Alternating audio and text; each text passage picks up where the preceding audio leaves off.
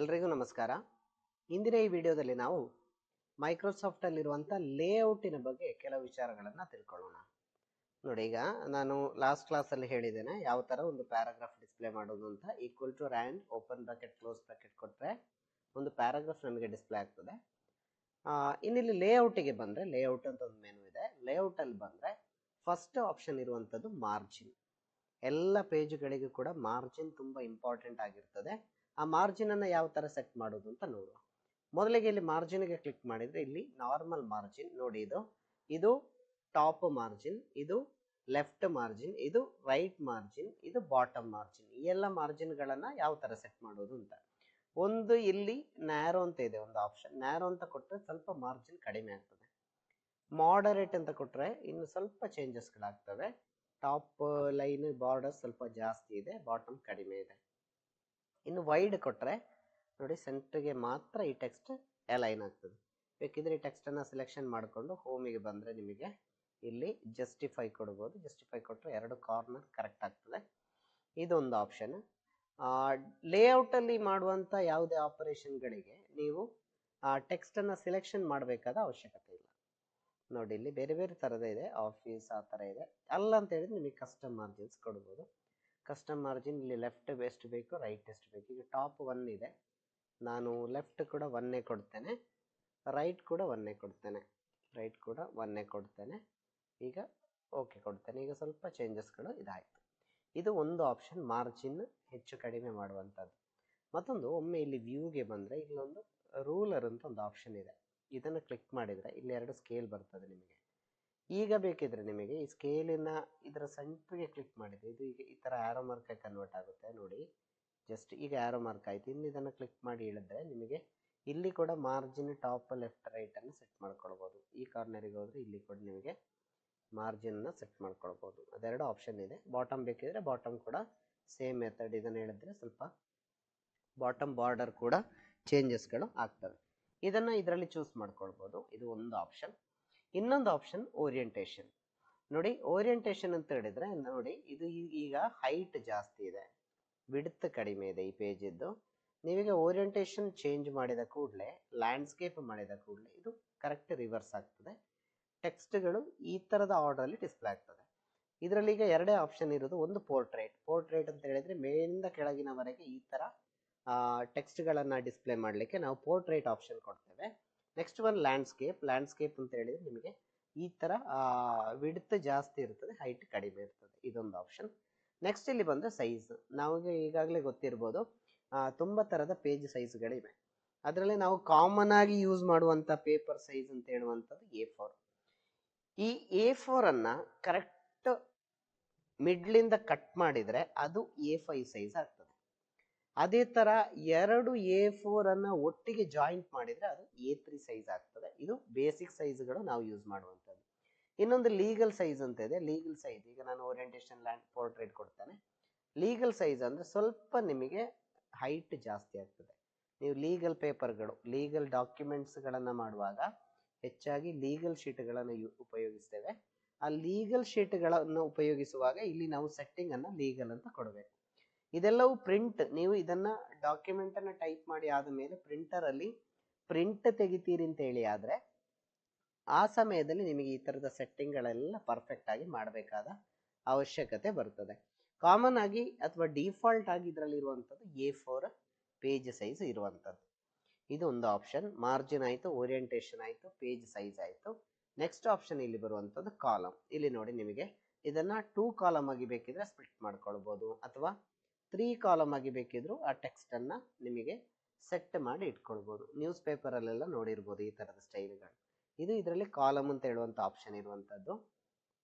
ಇನ್ನು ಇಲ್ಲೊಂದು ಆಪ್ಷನ್ ಇದೆ, ಬೇಕಿದ್ರೆ ಲೈನ್ ನಂಬರ್ ಬೇಕಿದ್ರು ನಿಮಗೆ ಕೊಟ್ಕೊಳ್ಬೋದು. ಇದನ್ನು ಸೆಲೆಕ್ಷನ್ ಮಾಡಿ ಇಲ್ಲಿ ಲೈನ್ ನಂಬರ್ ಅನ್ನು ಕೊಟ್ಕೊಳ್ಳಿ. ಕಂಟಿನ್ಯೂಸ್ ಲೈನ್ ನಂಬರ್ ನೋಡಿ, ಇದು ಕಂಟಿನ್ಯೂಸ್ ಆಗಿ ಲೈನ್ ನಂಬರ್ ಇದಕ್ಕೆ ಬರ್ತದೆ.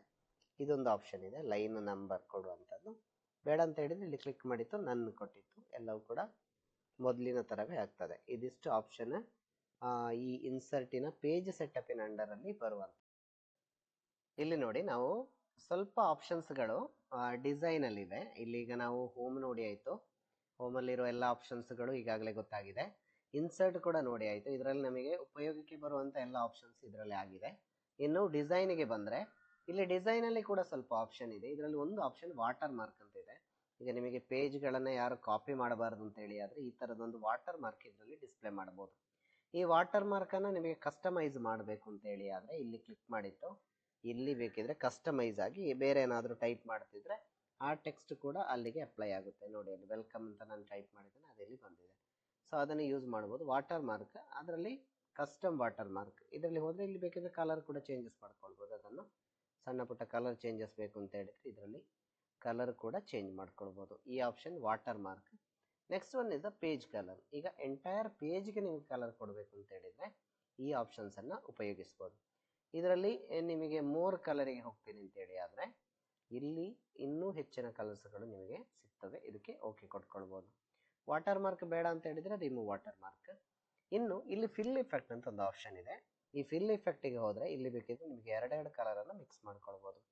ಬೇಕಿದ್ರೆ 2 ಕಲರ್ ಅಂತ ಕೊಟ್ಟು ಈಗ 2 ಕಲರ್ ಇದರಲ್ಲಿ ಮಿಕ್ಸ್ ಮಾಡ್ತಿದ್ದೆ ನಿಮಗೆ ಅದನ್ನು ಕೂಡ ಮಿಕ್ಸ್ ಮಾಡಿ ಈ ಪೇಜ್ಗಳಿಗೆ ಕೊಡ್ಬೋದು. ಅದು ಪೇಜ್ ಕಲರಲ್ಲಿ ಫಿಲ್ ಎಫೆಕ್ಟ್. ಇನ್ನು ಇಲ್ಲಿ ಬಂದರೆ ಟೆಕ್ಸ್ಚರ್ ಅಂತ ಇದೆ. ಈ ಥರದ ಟೆಕ್ಸ್ಚರ್ ಕೂಡ ಪೇಜ್ಗಳಿಗೆ ಅಪ್ಲೈ ಮಾಡ್ಕೊಳ್ಬೋದು.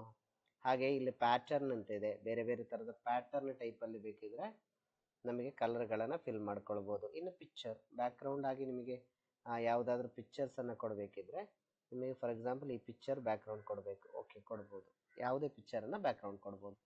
ಯಾವುದು ಬೇಡ ಅಂತ ಹೇಳಿದರೆ ಇಲ್ಲಿ ನೋ ಕಲರ್ ಅಂತ ಕೊಟ್ಟರೆ ಆಯಿತು. ಅದರ ಪಕ್ಕದಲ್ಲಿ ಮತ್ತೊಂದು ಆಪ್ಷನ್ ಇರುವಂಥದ್ದು ಪೇಜ್ ಬಾರ್ಡರಿಗೆ ಇರುವಂಥದ್ದು. ನೋಡಿ ಇಲ್ಲಿ ಈ ಎಂಟೈರ್ ಪೇಜ್ಗೆ ಒಂದು ಬಾರ್ಡರ್ ಹಾಕಬೇಕು ಅಂತ ಹೇಳಿದರೆ ಇಲ್ಲಿ ಬಾಕ್ಸ್ ಅಂತ ಕೊಡಿ, ಈ ಥರ ಬಾರ್ಡರ್ ಬರ್ತದೆ. ಈ ಥರ ಬಾರ್ಡರ್ ಅಲ್ಲ, ನಿಮಗೆ ಸ್ವಲ್ಪ ಬಾರ್ಡರ್ನ ಕಸ್ಟಮೈಸ್ ಮಾಡಬೇಕು ಅಂತ ಹೇಳಿದರೆ ಇಲ್ಲಿ ಆರ್ಟ್ ಅಂತ ಒಂದು ಆಪ್ಷನ್ ಇದೆ. ಇದರಲ್ಲಿ ನಿಮಗೆ ಬೇಕಾದ ಸೀನರೀಸ್ ಅಥವಾ ಬೇಕಾದ ಸಿಂಬಲ್ಸ್ಗಳನ್ನು ಸೆಲೆಕ್ಷನ್ ಮಾಡಿಕೊಂಡು ಬೇಕಿದ್ರೆ ನಿಮಗೆ ಬಾರ್ಡರನ್ನು ಕ್ರಿಯೇಟ್ ಮಾಡ್ಕೊಳ್ಬೋದು. ಪೇಜ್ ಬಾರ್ಡರ್ ಇದರಲ್ಲಿ ಈಗ ನಿಮಗೆ ಬರೀ ಲೈನ್ಸ್ ಮಾತ್ರ ಸಾಕು ಅಂತ ಹೇಳಿದರೆ ಇಲ್ಲಿ ಡಾಟೆಡ್ ಲೈನ್, ಜಿಗ್ಜ್ಯಾಗ್ ಲೈನ್ಗಳು ಎಲ್ಲವಿದೆ. ಯಾವುದನ್ನು ಬೇಕಿದ್ರೆ ನಿಮಗೆ ಚೂಸ್ ಮಾಡ್ಕೊಳ್ಬೋದು. ಸೈಡಲ್ಲಿ ಇಲ್ಲಿ ಕಾಣ್ತದೆ ನೋಡಿ ಕಾರ್ನರಲ್ಲಿ ಈ ಥರದ ಆಪ್ಷನ್ಸ್ಗಳನ್ನು ಚೂಸ್ ಮಾಡ್ಕೊಳ್ಬೋದು. ಅದಲ್ಲ ಅಂತೇಳಿ ಆದರೆ ನಿಮಗೆ ಇದರಲ್ಲಿ ಆರ್ಟಿಗೆ ಹೋದರೆ ಆರ್ಟಲ್ಲಿ ಕೂಡ ತುಂಬ ಆಪ್ಷನ್ ಇದೆ ನಿಮಗೆ. ಇಲ್ಲಿ ನೋಡಿ ಇಲ್ಲಿ ಕೆಳಗೆ ಕೆಳಗೆ ಮೂವ್ ಮಾಡಿದರೆ ಸ್ವಲ್ಪ ಡಿಸೈನ್ನ ಬಾರ್ಡರ್ ಕೂಡ ಇದೆ. ಈ ಥರದ ಬಾರ್ಡರ್ ಕೂಡ ನಿಮಗೆ ಉಪಯೋಗಿಸ್ಬೋದು. ಇಲ್ಲಿ ಬೇಕಿದ್ರೆ ವಿಡ್ತ್ ಬೇಕಿದ್ರೆ ಸ್ವಲ್ಪ ಡೌನ್ ಮಾಡ್ಕೊಳ್ಳಿ, ನಿಮಗೆ ಅಷ್ಟು ದಪ್ಪ ಬೇಡ ಅಂತ ಹೇಳಿದರೆ ಸಪುರ ಮಾಡಿ ಬೇಕಾದರೂ ಮಾಡ್ಬೋದು. ಎಲ್ಲ ಆಪ್ಷನ್ಸ್ಗಳು ಡಿಸೈನಲ್ಲಿದೆ. ಈಗ ಹೋಮ್ ನಮಗೆ ಗೊತ್ತಾಯಿತು, ಇನ್ಸರ್ಟ್ ಗೊತ್ತಾಯಿತು, ಡಿಸೈನಲ್ಲಿ ಕೆಲವು ಆಪ್ಷನ್ಸ್ ಗೊತ್ತಾಯಿತು, ಲೇಔಟ್ ಕೂಡ ಗೊತ್ತಾಯಿತು. ವ್ಯೂಯಲ್ಲಿ ಒಂದು ಆಪ್ಷನ್ ಇರುವಂಥದ್ದು ನಿಮಗೆ ರೂಲರ್. ಇದನ್ನೀಗ ಅನ್ಚೆಕ್ ಮಾಡಿದರೆ ಇಲ್ಲೊಂದು ಸ್ಕೇಲ್ ಬರ್ತದೆ, ಅದು ಹೋಗ್ತದೆ, ಅದೊಂದು ಆಪ್ಷನ್ ಇದೆ. ಇನ್ನೊಂದು ನಿಮಗಿರೋದು ಗ್ರಿಡ್ ಲೈನ್. ಈ ಗ್ರಿಡ್ ಲೈನ್ ಯಾಕೆ ಯೂಸ್ ಮಾಡ್ತಾರೆ ಅಂತ ಹೇಳಿದರೆ ನೀವಿಲ್ಲಿ ಇನ್ಸರ್ಟಲ್ಲಿ ಯಾವುದೇ ಥರದ ಶೇಪ್ಸ್ಗಳನ್ನು ಇನ್ಸರ್ಟ್ ಮಾಡಿದರೆ ಅದು ಕರೆಕ್ಟಾಗಿ ಆ ಶೇಪ್ಸ್ ಆ ಸ್ಕ್ವೇರ್ಗಳಲ್ಲೇ ಕೂರಬೇಕು ಅಂತೇಳಿ ನಿಮಗೆ ಈ ಥರ ಮೆಷರ್ಮೆಂಟ್ಗಳನ್ನು ತಗೊಳ್ಳಿಕ್ಕೆ ನಾವು ಗ್ರಿಡ್ ಲೈನನ್ನು ಉಪಯೋಗಿಸ್ತೇವೆ. ಸರ್ಕಲ್ ಮಾಡುವಾಗಲೂ ಅಷ್ಟೇ ಒಂದು ಎಕ್ಸಾಕ್ಟ್ ಮೆಷರ್ಮೆಂಟಿನ ಸರ್ಕಲ್ಸ್ ನಿಮಗೆ ಈ ಥರ ಮಾಡಬೇಕು ಅಂತ ಹೇಳಿದರೆ ನೀವು ಗ್ರಿಡ್ ಲೈನನ್ನು ಉಪಯೋಗಿಸ್ಬೋದು. ಒಮ್ಮೆ ಗ್ರಿಡ್ ಲೈನ್ ಶೋ ಮಾತ್ರ, ಅದು ಡಿಸೈನ್ ಮಾಡಲಿಕ್ಕೆ ಅಷ್ಟೇ ಶೋ ಮಾಡ್ಬೋದು. ಮತ್ತು ವ್ಯೂಗೆ ಹೋಗಿ ಅಗೇನ್ ಗ್ರಿಡ್ ಲೈನ್ ತೆಗ್ಬೋದು. ನಿಮಗೆ ಈ ಸಿಂಬಲ್ಸ್ಗಳನ್ನು ಉಪಯೋಗಿಸ್ಬೋದು. ಇದು ಇದರಲ್ಲಿ ವ್ಯೂ ಅಲ್ಲಿ ಇರುವಂಥ ಆಪ್ಷನ್ಸ್ಗಳು. ಸೊ ಇಷ್ಟು ಆಪ್ಷನ್ಸ್ಗಳು ನಾವು ದಿನನಿತ್ಯ ಯೂಸ್ ಮಾಡುವಂಥದ್ದು ಮೈಕ್ರೋಸಾಫ್ಟ್ ವರ್ಡಲ್ಲಿ. ಈ ಆಪ್ಷನ್ಸ್ಗಳನ್ನೆಲ್ಲ ಒಮ್ಮೆ ವರ್ಕ್ ಮಾಡಿದ ಕೂಡಲೇ ನಿಮಗೆ ಮತ್ತೆ ಅದು ಈಸಿ ಆಗ್ತದೆ. ಇದೆಲ್ಲ ಯಾವ ಥರ ಅಂತ ಹೇಳಿದರೆ ನಿಮಗೆ ಎಲ್ಲ ಐಕನ್ಸ್ಗಳು ಒಂಥರ ಪಿಕ್ಚರ್ ಥರ ನಮ್ಮ ಮೈಂಡಲ್ಲಿ ಇರಬೇಕು. ಆಗ ನಮಗೆ ಉಪಯೋಗಿಸುವಾಗ ತುಂಬ ಈಸಿಯಾಗಿ ಅದನ್ನು ಐಡೆಂಟಿಫೈ ಮಾಡಲಿಕ್ಕಾಗ್ತದೆ. ಎಲ್ಲರೂ ಚೆನ್ನಾಗಿ ಇದನ್ನು ಕಲಿತೀರಿ ಅಂತ ಅಂದ್ಕೊಂಡಿದ್ದೇನೆ. ಎಲ್ಲರಿಗೂ ವಂದನೆಗಳು.